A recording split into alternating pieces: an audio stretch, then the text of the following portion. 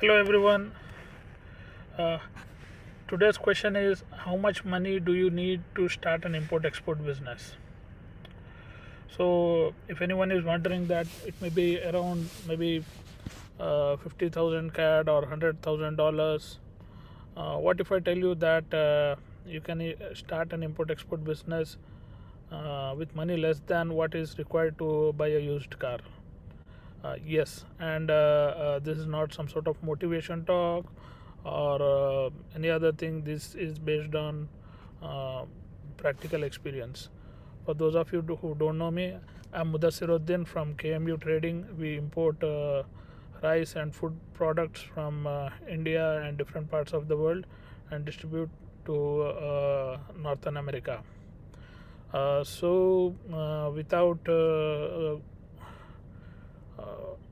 without any further wait, let us jump into how we can start an import export business and what are the realistic figures.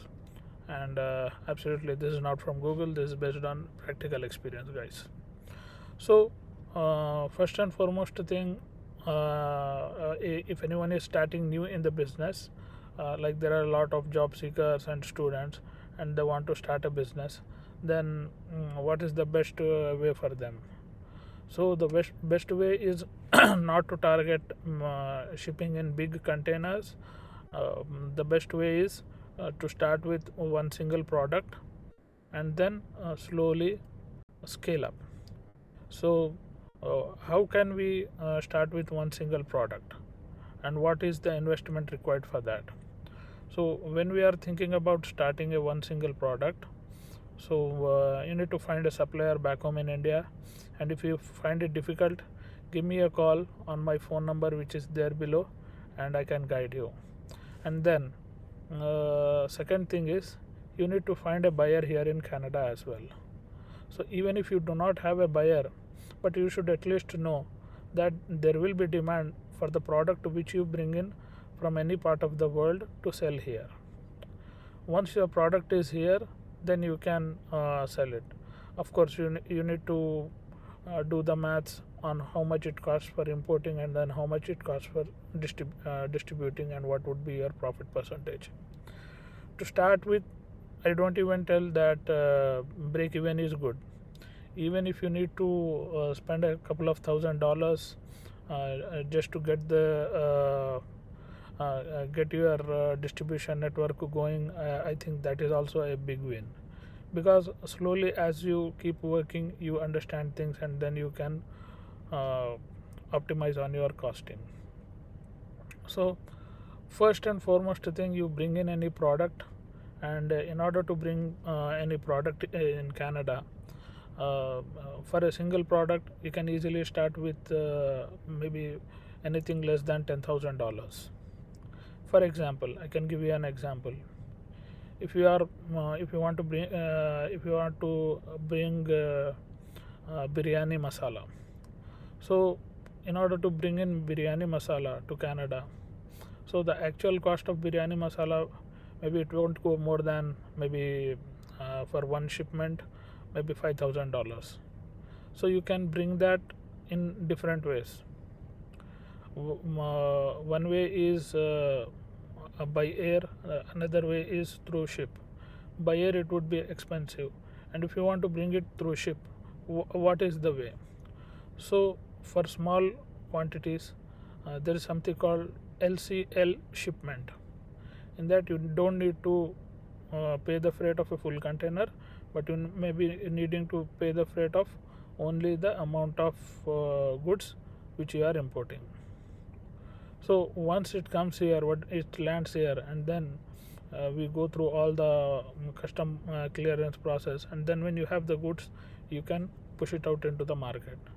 This is one way of doing the things. Second way of doing the things is, if you want to test the market and if you are not sure about the suppliers back home in India, whether you can trust them or not only in India, in any other part of the world, if you are facing difficulty, then another way is you tie up with an exporter with an importer who is already working here in Canada, who brings in goods from India, and then try to tell them that, hey, look, this is my product, if you can bring it. Or else there are various cargo services as well who ship the things via sea route. It costs a bit higher, but it's worth it. It is not as high as the air shipment. Now, going to the third part. Once you are confident that okay, I can scale this, once you have got proof of numbers, then of course you can go for the container. For container shipment, when you calculate the whole thing, like I'm not taking into consideration your cost of in India, because that thing will be taken care of by the exporter there. However, if anyone wants to know more about it, give me a call or drop a comment below with your details, and I can share you how what all goes on at the exporter end as well. Now, being an importer, what is your cost? First and foremost thing is the product cost which you are bringing in. Second thing is the custom clearance cost, which you need to pay in Canada. And for a container, for the first time container, it is around 3,000 to 5,000 USD if you have planned in a proper manner, so that you don't pay the demurrages fee. Otherwise it will skyrocket and go up to even 8,000 also. So for the first time importers, for afterwards, if your product goes into custom clearance, if your container goes there, then you will have to pay, otherwise you don't have to pay.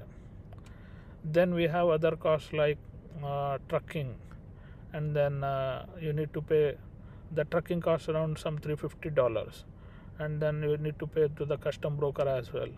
They take around depends on the goods, $150 to maybe $300, anything in between.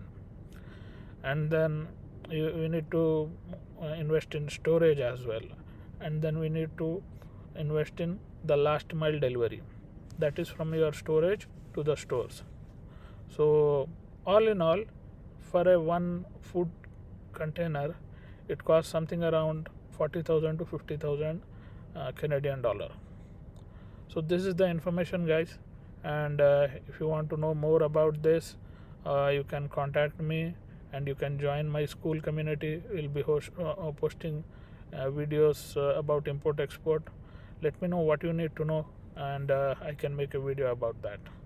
Thank you very much. Have a great day.